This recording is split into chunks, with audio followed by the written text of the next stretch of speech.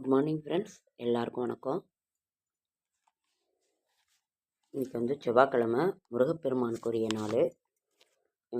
நாம் ஆவலோடு எதிர்பார்த்து கொண்டிருக்கின்ற திருக்கார்த்திகை தீபம் எல்லாம் வந்துடுச்சு. இந்த கார்த்திகை மாதம்னாவே தீபம் தான். நம்மெல்லாம் ரெடி ஆகிட்டோம்.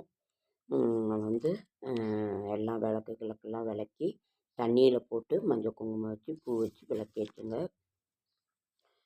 அன்றைக்கி மாவிளை தோரணம், வெற்றிலை பாக்கெல்லாம் வீட்டில் வாங்கி வைங்க. ஏதோ ஒருத்தர் ஒரு இது செய்கிறாங்க. ஒருத்தர் அப்பம் செய்கிறாங்க, ஒருத்தர் ஒப்பட்டு செய்வாங்க, ஒருத்தர் என்ன பலகாரம் செய்கிறாங்களோ அது செய்வாங்க. உங்களால் முடிந்ததை வச்சு நிவேதனம் பண்ணுங்க. ஒரு சங்கல்பம் செய்துக்கோங்க. நமது வாழ்வின் இருளை நீக்கி ஒளியை கொடுக்க போகின்ற இதில் இருந்தாவது நம்ம ஒரு முன்னுக்கு நம்ம கஷ்டங்கள் தீரணும்னு மனதார நம்ம வேண்டிக்கலாம். திருவண்ணாமலையிலையும் ஏதோ நடந்துட்டு இருந்தாங்க. இருந்தாலும் விழா கோலாகலமாக நடந்து கொண்டிருக்கிறது. ஓகே, 10/12/2024 செவ்வாய்க்கிழமை, டிசம்பர் மாதம், குரோதி வருடம், கார்த்திகை மாதம் 25ஆம் நாள். இன்றைக்கி நல்ல நேரம் என்கின்ற சுபகோரை 7:45 to 8:45, மாலை 4:45 to 5:45. இன்றைக்கி சந்திராஷ்டிரமம் சிம்ம ராசியில் மகத்துக்கும் பூர நட்சத்திரத்துக்கும் சந்திராஷ்டிரமம். புதிய முயற்சிகளில் ஈடுபட வேண்டாம். இறை சிந்தனையில் இருங்க. திதி தசமி திதி. ராகு காலம் 3 to 4:30, குளிகன் 12 to 1:30, யமகண்டம் 9 to 10:30. இன்றைக்கி சூரிய உதயம் 6:18 ஃப்ரெண்ட்ஸ்.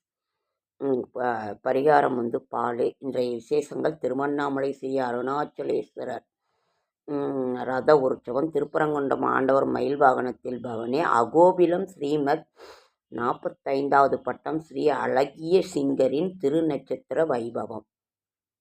வளர்பிறை திதி. மருத்துவ குறிப்பு: வழுக்கை விழுந்திருந்தால் மருதாணி பூவை தேங்காய் எண்ணெயில் ஊற வைத்து வெயிலில் காய வைத்து தேய்த்து வர முடி வளரும். மண்ணில் விழுந்த விதை விண்ணை நோக்கி விருட்சமாக வளரும். விழுந்த விதை ஒன்று விருட்சமாக வரும். இல்லை என்றால் அது எருவாக பயன்படும். அவ்வளோதான் அதனோட இது. ஒன்று மரமாக தழைச்சி வரட்டும், இல்லாட்டினா எருவாக அதற்கு உரமாக இருக்க வேண்டும் என்பது தான் இது. நாளைக்கு ஏகாதசி திதி, பெருமாளுக்குரிய திதி. மனதில் எழுந்த எழுச்சி எண்ணிய காரியத்தை எளிதில் முடிக்கும். நாளைக்கு சர்வ ஏகாதசி. மகாகவி பாரதியார் பிறந்த நாள். சர்வ ஏகாதசி நாளைய விசேஷங்கள்: மகாகவி ஸ்ரீரங்க பெருமான் சந்தன மண்டபம் எழுந்தருளுதலை. அதனால் நம்ம தீபத்தை நோக்கி வீட்டை எல்லாம் சுத்தம் பண்ணி நம்ம இது பண்ணிக்கிட்டு பண்ணிட்டோம் ஓரளவுக்கு. ஓகே. செடியாய வல்வினைகள் தீர்க்கும் திருமாலே, நெடியானே வேங்கடவா, நின் கோயிலின் வாசல் அடியாரும் வானவரும் அறம்பெயரும் கிடந்தீங்கும் படியாய் கிடந்து உன் பவளவாய் காண்பேனும்.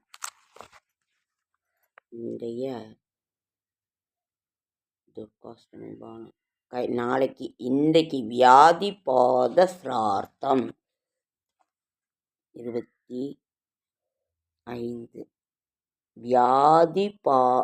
வியாதி பாத சிரார்த்தம். நாளைக்கு கைசிகை ஏகாதசி, வைதரணி விரதம், மிருத்ய சுப இது. அதற்கு பிறகு வியாழக்கிழமை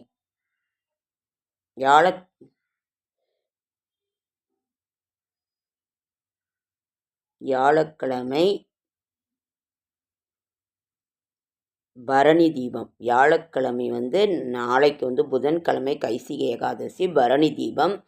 யம தர்மராஜாவே சொல்லி ஏற்றிய தீபம். அதனால் பரணி தீபம் முதல்ல வாசல்ல இருந்து அப்புறம் ஏற்றுங்க.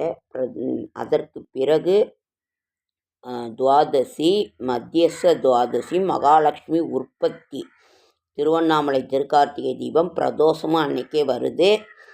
அனங்க திரையோதசி, கிருத்திகை விரதம், திருமங்கை மன்னன். அதற்கு பிறகு சர்வாலய தீபம், வைகானச தீபம், அதாவது பௌர்ணமி பூஜை, தத்தாத்திரேய ஜெயந்தி, திரிபுர பைரவி ஜெயந்தி, மாத நரசிம்ம சதுர்த்தி, மந்தரோகிணி, திருப்பானாழ்வார். இது இத்தனை இது இருக்குங்க ஃப்ரெண்ட்ஸ்.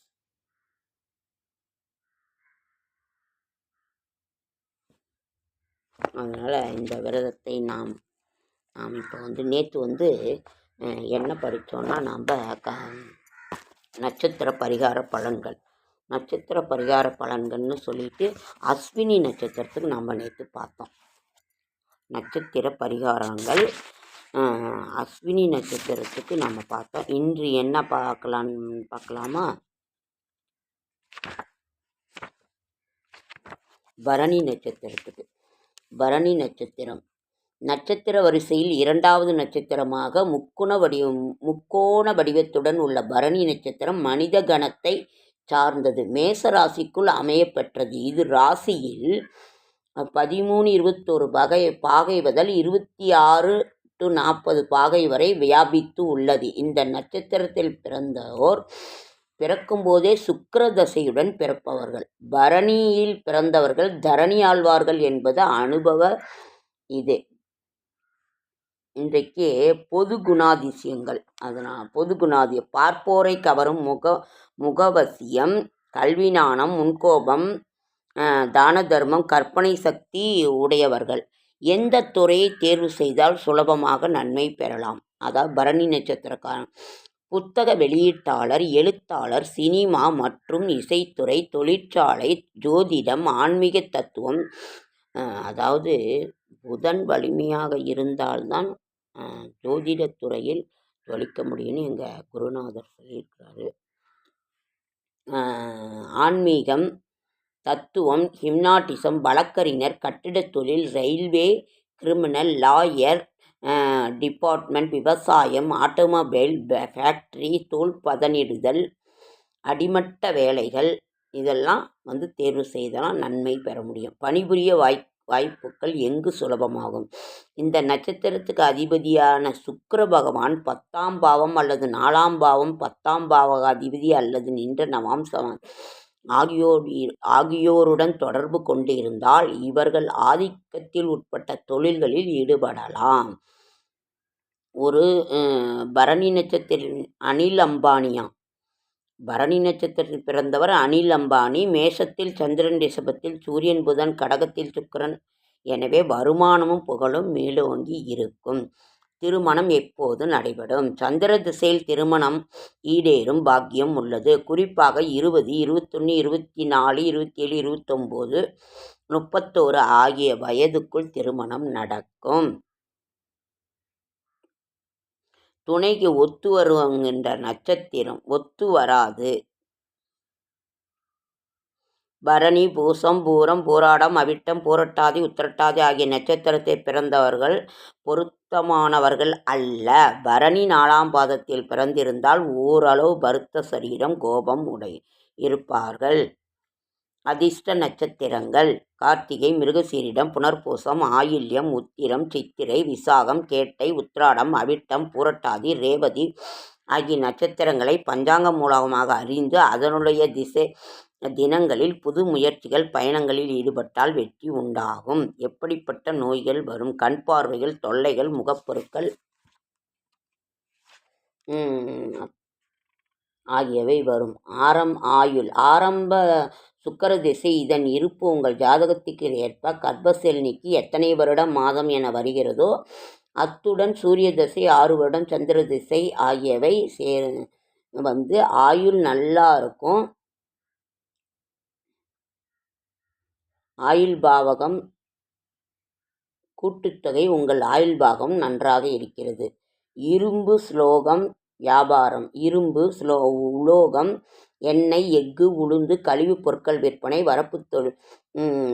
வார்ப்பு தொழில், பம்பு செட்டு, கனரக வாகனங்கள், டிராக்டர், ஆட்டோ, மின்விசிறி, எலக்ட்ரிக்கல், ஹார்ட்வேர், பெயிண்ட்டு, பிளாஸ்டிக் பொருட்கள் இதெல்லாம் நம்ம செய்யலாம். வாஸ்து. பரணி நட்சத்திரத்தில் தென் சார்பு வீடு கட்டுவதே வடக்கு வாயில் அமைக்க வேண்டும். இன்றைக்கு அடுக்குமாடி கட்டிடங்களில் சாஸ்திர விதிகளை கடைபிடிக்க இயலாது.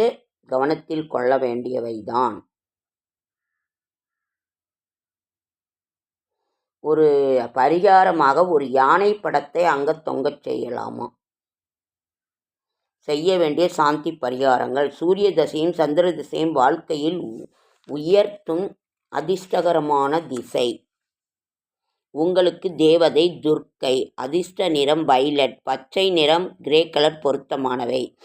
அதிர்ஷ்ட கிழமை செவ்வாய் வெள்ளி. அதிர்ஷ்ட திசைகள் கிழக்கு தென்கிழக்கு. அதிர்ஷ்ட எண் 6, 15, 24. அதிர்ஷ்ட மலர்கள் வெண்தாமரை செண்பக மலர். அதிர்ஷ்ட பெயர் நாமங்கள் லீ லூ லே லோ லா சௌ சோ இவ்வாறாக இருக்கலாம். ஜாதக திசையில்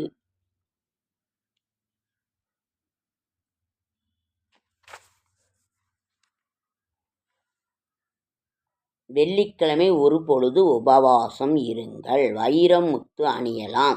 சுத்தமான ஆடைகளை அணிதல் வேண்டும். கிழிந்த தீப்பட்ட ஆடைகளை உடுத்தக்கூடாது. சுக்கிரனை திருப்தி செய்யும் பரிகாரங்கள். வெள்ளிக்கிழமை ஒரு பொழுது உபவாசமாக இருங்கள். வெள்ளிக்கிழமை அதாவது சுக்கிரனோட இதுங்கிறதுனால நீங்கள் வெள்ளிக்கிழமை குளிச்சுட்டு ஒரு 12 வரைக்குமாவது சாப்பிட்டுட்டு இருங்க அப்படின்றாங்க. நமது தேசிய கீதத்தை இயற்றியவர் உலக அளவில் புகழ்பெற்றவர் தேசிய கவிஞர் ரவீந்திரநாத் தாகூர்.